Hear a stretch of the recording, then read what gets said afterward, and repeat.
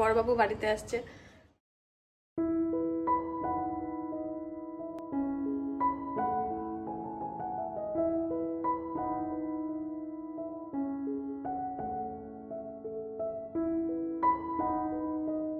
Good morning সকলকে, কেমন আছো সবাই? আশা করছি সবাই খুব ভালো আছো, আমিও খুব ভালো আছি। আমার নতুন আরও একটি ভিডিওতে তোমাদের সকলকে স্বাগত রইল। তো সকাল সকাল সমস্ত কাজকর্ম সেরে এই যে দেখতে পাচ্ছ গামছা নিয়ে নিয়েছি, এখন যাচ্ছি স্নান করতে। এখন বাজে সকাল মনে হয় 9টা মতো বাজে। কাজ অনেকক্ষণ আগে হয়ে গেছে, তবে এই দেখো আমি একটু ছেলের কাছে বসেছিলাম। আজকে ওর আঁকা পরীক্ষা আছে, তো একটু পরে যাবে, সেই জন্য একটু আঁকাগুলো দেখাচ্ছিলাম কি করবে না করবে বোঝাচ্ছিলাম। কারণ এতদিন যাবৎ কিন্তু আঁকা প্র্যাকটিসই করেনি, যেটা আঁকবে সেটাও করেনি। মানে ভাবো, আজকে পরীক্ষা দিতে যাবে আর আজকেও আঁকা মানে যেটা আঁকবে সেটা প্র্যাকটিস করতে হলো না। আকাশটা সবই একই সমান করে দিয়ে দেখ, একটা ছোট বড় একটা ছোট বড় আছে, দেখ এটা বড়, এটা ছোট, আবার বড় এটা ছোট, নাহলে এটা ভালো লাগছে না, এটা মিটা। তো এই যে এরকম সব কিছু দেখার জন্য আমাকে এখানে বসতে হয়েছিল, কিন্তু এখন আর বসলে হবে না, 9টা বেজে গেছে। এখন আমাকে স্নান করতে যেতে হবে, তারপরে আবার ভাত করতে হবে, একটু আলু সেদ্ধ ভাত করে খেয়ে চলে যাব স্নান পুজো সেরে। ওই জন্য কাছে বসলে আর এখন আমার হবে না, কিন্তু বসলে ভালো হতো, কিন্তু কি করব, এদিকে তো টাইমও নেই। আবার আজকে আমার মানে বড়বাবু বাড়িতে আসছে, তো বিকেলবেলা আসবে, তো তাড়াতাড়ি চলে আসবো। এদিকে আঁকা পরীক্ষা 1টা পর্যন্ত হবে, তাড়াতাড়ি বা কী করে আসবো, সব মিলিয়ে আজকে আমার জগা খিচুড়ি পেকে যাবে একটা। তো চলো সারাদিন ব্লগটি দেখো, আশা করি তোমাদের ভালো লাগবে। আলু সেদ্ধ আর ডিম সেদ্ধ ভাত খেয়ে পরীক্ষা দিতে নিয়ে যাব। 10:30টায় পৌঁছাতে হবে ওইখানে, 11টা থেকে পরীক্ষা শুরু হবে। তো 11টা থেকে 1টা পর্যন্ত হবে পরীক্ষা। তারপরে বাড়িতে আস্তে আস্তে মনে হয় 1:30 কি 1:45 বেজে যাবে। আর আমার বড়বাবু প্রায় 2:30টার মধ্যে বাড়ি ঢুকে যাবে, মানে চলে আসবে 2:30 বা 3টে। আমি এখন ভাবছি আমি কি করে রান্না করব বলো তো। এখন যে রান্না করব তাও সময় নেই হাতে, ওই দেখো 9:15 বাজতে চলে, আর এসে করবোই বা কখন। এখন আমার ওটাই টেনশন। তবে যাই, পরীক্ষাটা দিয়ে আসি। সব থেকে এখন টেনশন হচ্ছে পরীক্ষাটা নিয়ে, তারপরে রান্না করতে যদি পারি, সময় থাকে, তাহলে হয়তো আলু সেদ্ধ, ডাল সেদ্ধ, ডিমের অমলেট, পাঁপড় ভাজা এরকম কিছু করে নেব। যদি টাইম না থাকে তাহলে অপশন বাইরে বিরিয়ানি এনে খেয়ে নিতে হবে। তো চলো এখন যাই স্নান করতে, পরে দেখা হচ্ছে।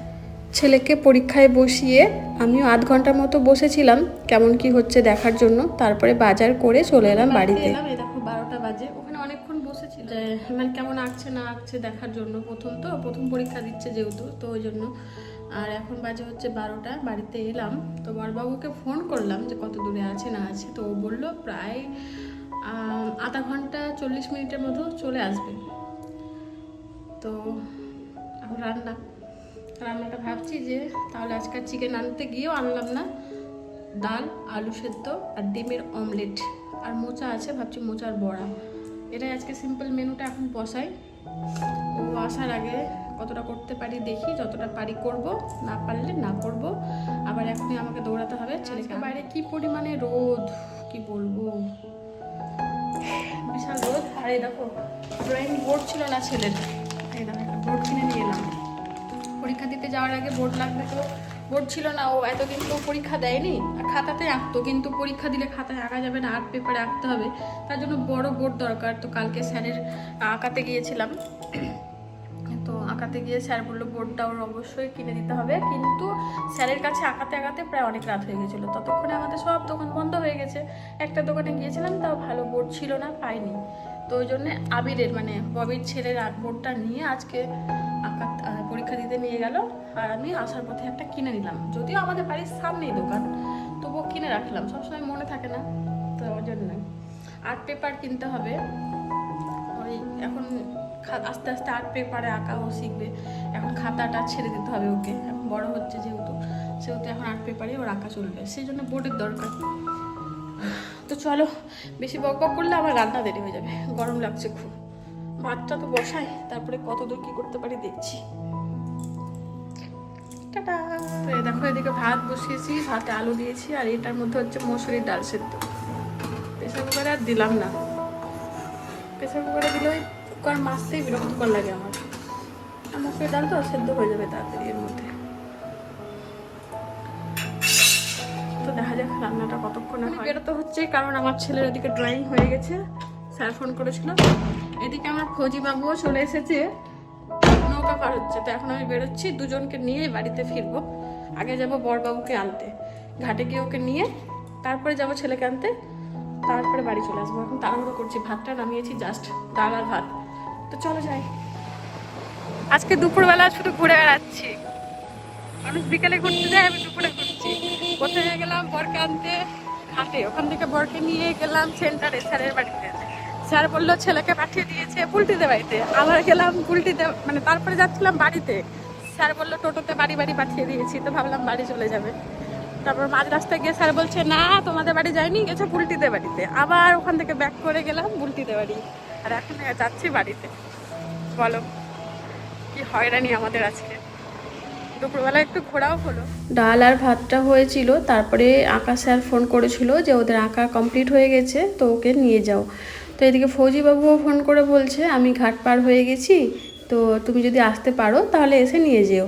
তো আমি দেখলাম ছেলেকে আনতে যখন যাবই তখন যাই, ঘাটে যাই, আগে বরকে নিয়ে তারপরে ছেলেকে নিয়ে বাড়িতে চলে আসবো। তো ওই যে বললাম বাড়ি কি আর আসবো, আঁকার স্কুলে গিয়ে দেখছি স্যার বুলটিদের বাড়িতে পাঠিয়ে দিয়েছে ছেলেকে, যেহেতু আমার যেতে লেট হয়েছে। তো আবার সেই বুলটিদের বাড়ি গিয়ে ছেলেকে নিয়ে এখন যাচ্ছি বাড়িতে। আর এখন জানো তো প্রায় 1:30 বাজে, আর রান্নাও তো সেরকম কিছু হয়নি, ডাল আর ভাতটাই হয়েছে, আর আলু সেদ্ধ দেওয়া আছে। ওই যা ঢুকলাম, বড়বাবু গেল স্নান করতে, আর এখন আমি ডিমের অমলেট করবো, আলু টালু মাখবো। কি যে তাড়াহুড়ো করে রান্নাটা করেছি কি বলো, ভাত নামেই নি, ফোন করছে ওই দিক থেকে আঁকা হয়ে গেছে। বড়বাবু ফোন করছে যে ও ট্রেন থেকে নেমে গেছে, ওর নৌকা পার হচ্ছে। তাড়াহুড়ো করে আমি ভাত ডালটা নামিয়ে দৌড়েছি।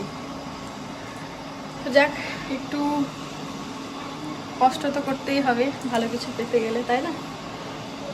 তো বেশ ভালো লাগছে, প্রায় 3.5 মাস পর আজকে আমরা একসঙ্গে খাওয়া দাওয়া করবো তিনজনে। তো দুপুরবেলা খাওয়া দাওয়া করে একটু রেস্ট করছিলাম। এখন সন্ধ্যাবেলা বরের জন্য চা করলাম, তো একটু চা বেশি হয়ে গেছে, তো আমিও নিয়ে নিলাম। আমি খুব একটা দুধ চা খেতে পছন্দ করি না। কেমন লাগছে, কেমন করে যেন একটা বললা, ম্যাডামের ভাবতে হবে, এনার্জি নিয়ে বলো, ভালো লাগছে। সুন্দর সুন্দর, স্পেশাল, নাইস, ফ্যান্টাস্টিক, ফ্যান্টাবলিক। ফ্যান্টাবলিক কি জিনিস? বাড়ি বাড়ি ভাই, হ্যাঁ বাড়ি বাড়ি, তাই না? সত্যি তাই, কুড়েঘর হলো বাড়ি। বাড়ির মতো শান্তি কোথাও নেই, কিন্তু মজবুরি, থাকতে হয়, ইনকাম করতে হবে, তাই পড়ে আছে পেটে, তাই বাড়ির মতো শান্তি মজবুরি। সবাই বলে জানো তো, তোরা কত ভালো আছিস, সুখে আছিস, চাকরি করছে, টাকা আনছে, খরচা করছিস। বলছে ওরা এই দাদা বাড়িতে চাকরি নেই, এরা তোরা থাকে না। কিন্তু এর পিছনের রহস্যটা, এর পিছনের কষ্টটা কিভাবে মানে দিনগুলো কাটাতে হয় একার লাইফে, কিছুতেই তারা বোঝে না, আর বোঝাতেও পারি না। দরকার নেই, সত্যি তাই। যারা বুঝে লাভ নেই। তো আমাকে বলতো আগে যে তোর বর কতদিন পর আসে, বলতাম 3 মাস। বিশ্বাস করে না। হ্যাঁ 3 মাস, আমরা তো শুনেছি 6 মাস, 7 মাস, 1 বছর ছুটি পাই না, বছরে নাকি 1বার 2বার আসে, কিন্তু কিছুতেই বিশ্বাস করতো না যে আমি 3 মাস পর আসে। এখন অনেকেই জানে, কারণ তোমাকে দেখছে বাড়ি আসতে, অনেকেই জানতে পেরে গেছে যে না ও তাড়াতাড়ি আসে। কিন্তু যখন প্রথম বিয়ে হয়েছিল সবাই অবাক হয়ে যেত, ভাবতো আমি মিথ্যে কথা বলছি। এসব চাকরিতে নাকি ছুটি পাওয়া যায় না, অনেক দিন পর ছুটি পায়, এই জন্য অনেকে বিয়ে করে না, করতো না। এখন সবাই করছে, এখন ফৌজি বলতে পাগল মেয়েরা।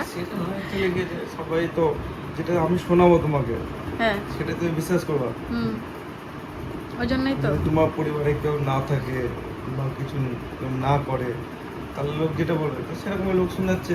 হ্যাঁ 6 মাস পরে আছে, 1 বছরের পরে আছে, এমন লোক বলে ওদের নেচার খারাপ, বাইরে অনেক কিছু করে, নেচার খারাপ বলে। হ্যাঁ বলে তো ফৌজিদের নেচার খারাপ বলে। আমি শুনেছি অনেকের মুখে, আমাকে কত লোকে বলেছে, যেভাবে শুনিয়েছে ওটাই যে না করে বাড়ির মধ্যে, যাকে যেভাবে শুনেছে সেটাই। সবাই দেখো ফৌজির নেচার খারাপ, বাকি লোককে কি ধোয়া তুলসী পাতা? সেটা নয়, এটা নেচার যার খারাপ হবে সে ফৌজি লাইনে যাক, স্কুল টিচারে যাক, ব্যাংক ম্যানেজারে যাক, কলেজের প্রফেসরে যাক।